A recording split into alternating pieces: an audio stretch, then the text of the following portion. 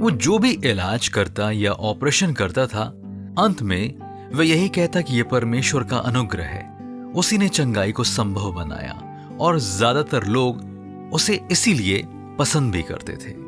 उसकी क्लिनिक हमेशा भरी रहती। एक दिन एक नास्तिक उसके पास आया और उसने पूछा, डॉक्टर, आपने MBBS की पढ़ाई की है, लेकिन क्या आपको खुद पर भरोसा नहीं है?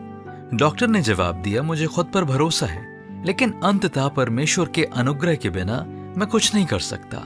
उस नास्तिक ने कहा, आप कहते हो परमेश्वर का अनुग्रह, पर क्या आपने उसे देखा है, सुना है, सूंघा है या महसूस किया है? इसके जवाब में डॉक्टर ने कहा, नहीं।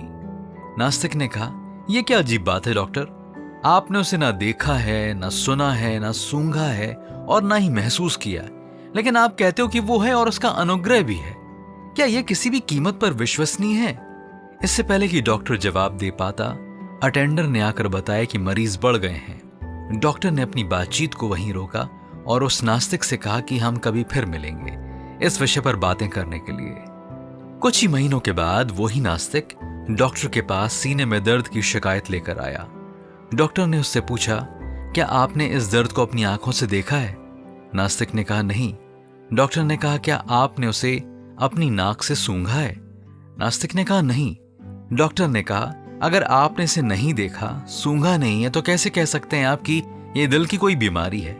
अब वो नास्तिक सोच में पड़ गया कि डॉक्टर को क्या जवाब दे।